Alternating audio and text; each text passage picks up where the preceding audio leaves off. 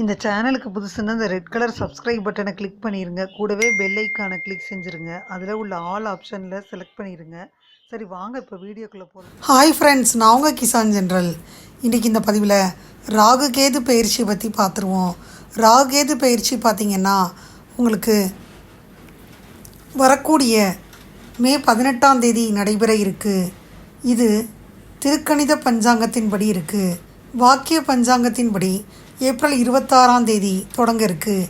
இந்த ராகு கேது பயிற்சினால் ஒவ்வொரு ராசிக்கும் என்ன நடக்கும்ன்றதை பார்க்க போகிறோம். ராகு கேது பார்த்திங்கன்னா ஒரு நிழல் கிரகம், சர்ப்ப கிரகம். ஒவ்வொரு கிரகங்களும் குறிப்பிட்ட கால இடைவெளியில் தங்களுடைய இடங்களை மாற்றுது.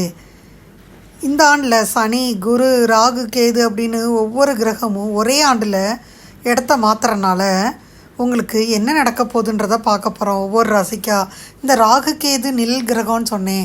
சந்திரன் மேலும் சூரிய கிரகம் ஏற்படையில் உருவாகும் நிழல் கிரகங்கள் தான் இந்த ராகுவும் கேதுவும். இதனால் ஒவ்வொரு ராசிக்கும் என்ன நடக்குன்றத இந்த பதிவில் நம்ம பார்த்துருவோம். இந்த ராகு கேது பார்த்திங்கன்னா நிழல் கிரகம்னு சொல்லப்படுது. ராகு மற்றும் கேது முக்கியத்துவத்தை கொண்டிருக்காங்க. உண்மையில் இது கிரகங்கள் கிடையாது. சூரியன் மற்றும் சந்திரனின் பாதையில் குறுக்கு வெட்ட குறிக்கும் 2 நிழல் புள்ளிகள் தான். இது பெரும்பாலும் வடக்கு முனை, தெற்கு முனை அப்படின்னு சொல்லப்படுது. வடக்கு முனை ராகுவையும் தெற்கு முனை கேதுவையும் குறிக்குது. ராகு லட்சியம், ஆசைகள் மற்றும் பொருள் வசதிகளுடன் தொடர்புடையது. இதனுடைய விரிவாக்கம் மற்றும் இலக்குகளை அடைவதற்கான உந்துதலை குறிக்குது. கேது ஆன்மீகம், உள்ளுணர்வு மற்றும் பௌதீக உலகத்திற்கு அப்பாற்பட்ட ஒன்றாக சொல்லப்படுது. இது கடந்த கால அனுபவங்களை பற்றிய உண்மையையும் உணர்வையும் குறிக்குது. உங்கள் ஜாதகத்தில் உள்ள ராகு மற்றும் கேதுவின் நிலைகள் உங்கள் வாழ்க்கை பாதையில் முக்கிய பங்கு வகிப்பதாக நம்பப்படுது. மேலும் ராகு சஞ்சாரம் பார்த்திங்கன்னா 11ஆம் வீடான கும்பத்திலும் கேது சஞ்சாரம் 5ஆம் வீடான சிம்மத்திலும் நடக்கப்போகுது.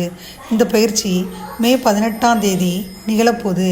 மேலும் ராகு மற்றும் கேது இருவரும் டிசம்பர் 5 வரை 2026 வரை அந்தந்த ராசியிலே இருக்க போகிறாங்கன்றதை சொல்லிக்கிறேன். இனிமேல் ஒவ்வொரு ராசிக்காக பார்த்துட்டே வந்துடுவோம். 26ஆம் தேதி 4வது மாதம் பார்த்திங்கன்னா இந்த ராகு கேது பயிற்சி நடக்க இருக்கனால ராகு பகவான் அயன சயன போகஸ்தானத்தில் இருந்து லாபஸ்தானத்துக்கு மாறுறாரு. 26ஆம் தேதி கேது பகவான் ரண ருண ரோகஸ்தானத்திலிருந்து பஞ்சமஸ்தானத்துக்கு மாறுறாரு. 11/5/2025 அன்னைக்கு குரு பகவான் தனவாக்கு குடும்பஸ்தானத்திலிருந்து தைரிய வீரியஸ்தானத்திற்கு மாறுறாரு. மகர ராசி அன்பர்களை எடுத்துக்கிட்டால் இந்த ராகு கேது பயிற்சியில் பார்த்தீங்கன்னா 2ல் ராகு 8ல் கேது இருக்கிறாங்க. வண்டி வாகனங்களில் புகையில் கவனமாக இருக்கணும். நரம்பு சம்மந்தப்பட்ட பிரச்சனை, ரத்த அழுத்தம், குறைந்த ரத்த அழுத்தம், முதுகு தலைவலி சம்மந்தப்பட்ட விஷயங்களில் எச்சரிக்கையாக இருக்கணும்.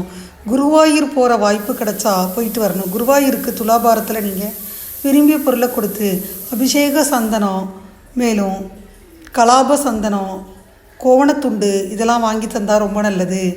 அதுக்கப்புறம் பேச்சில் கவனமாக இருக்கணும். வாக்குஸ்தானத்தில் ராகு இருக்குது. பேசும் வார்த்தையில் கவனமாக இருக்கணும். கெட்ட வார்த்தை பேசுவதை தவிர்த்துருங்க. பேச்சை கட்டுப்படுத்தி அமைதியாக இருக்கணும். 3ல் சனி இருக்கும் நிலையில் ராகு கேது பேச்சு நடக்குது. தேக ஆரோக்கியத்தில் கவனமாக இருக்கணும். தொழிலே இல்லைன்னாலும் இது வரைக்கும் இனி தொழில் சூடு பிடிக்குது. தொழில் இல்லைன்னு புலம்பிக்கிட்டு இருந்தீங்கன்னா இப்போ வீடு தேடி வருது. 100 பேருக்கு வேலை கொடுக்கும் அளவுக்கு தொழிலில் நல்ல முன்னேற்றம் வருது. தொழில், உத்தியோகம், வியாபாரம், படிப்பு என அனைத்து விஷயங்களிலும் ஏற்றம் இருக்குது. ஜீவனஸ்தானம் வளம் பெறக்கூடிய அமைப்பு உண்டாகுது. சுயவிரயம் ஏற்படுது. அசையும் அசையா சொத்துக்கள் சேர்க்கை உண்டாகுது. பெரிய அளவில் முதலீடுகளெல்லாம் கிடைக்குது. 2ஆம் இடத்துல ராகு இருக்குது. பணம் கொட்டுன்னு கொட்டுது. அதிர்ஷ்டமான காலகட்டம்.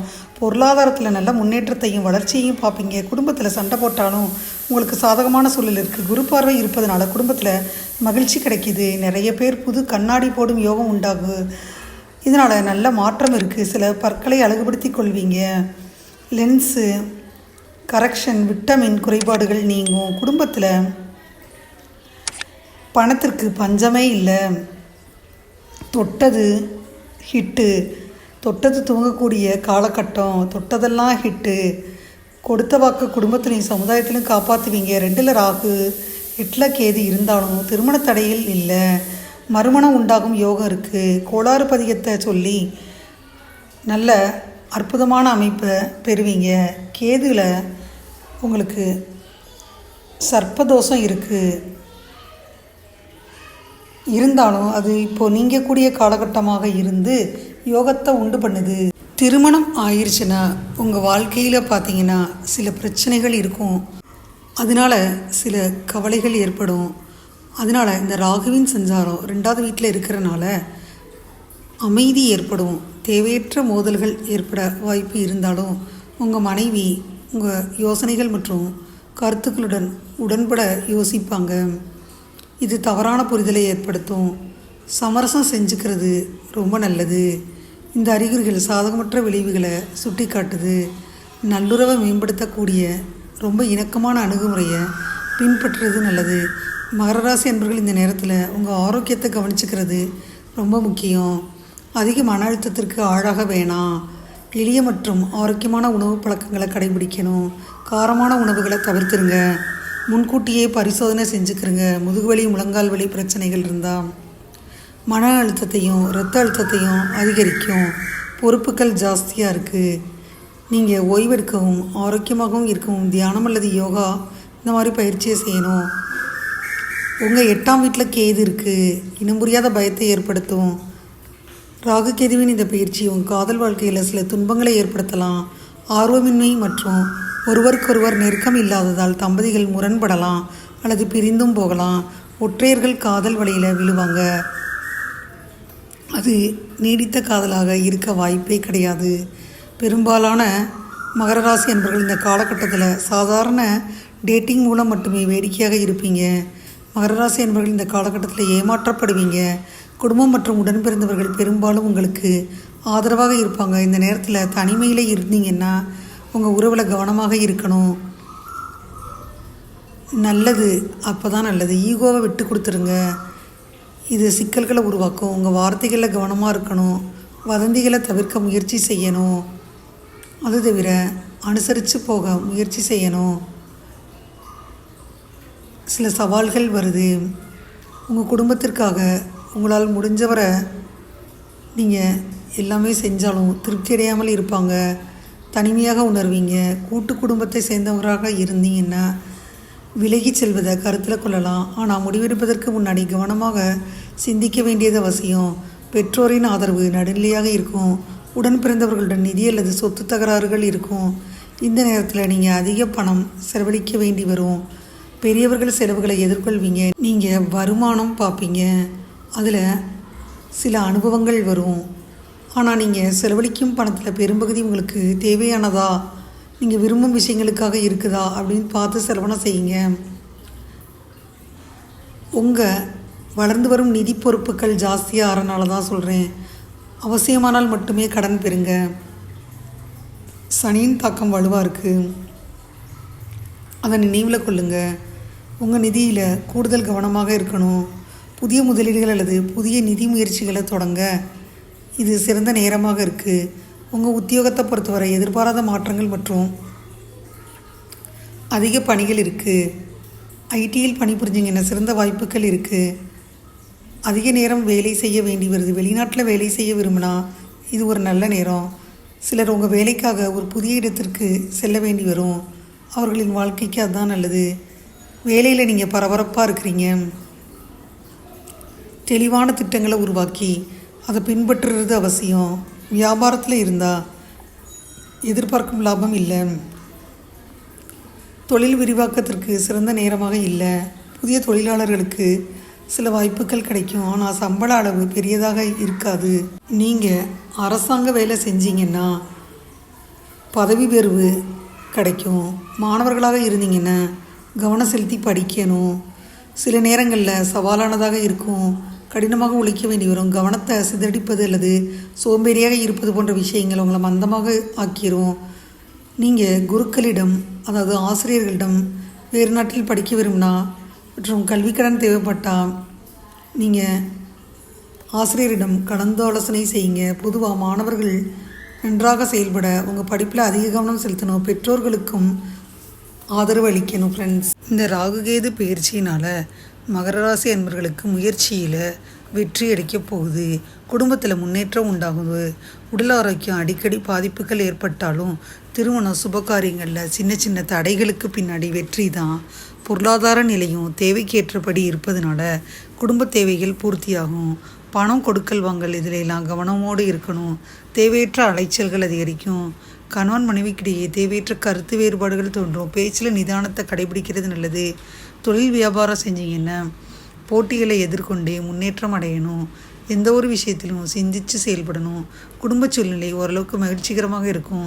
கணவன் மனைவிக்கிடையே சிறு சிறு கருத்து வேறுபாடுகள் தோன்றினாலும் ஒற்றுமை குறையலை. அசையும் அசையா சொத்துக்களால் வீண் விரயங்கள் ஏற்படுது. உறவினர்களை அனுசரித்து நடந்துக்கணும். பணவரவுகளில் சுமாரான நிலை தான் இருக்கும். ஆடம்பர செலவுகளை குறைக்கணும்.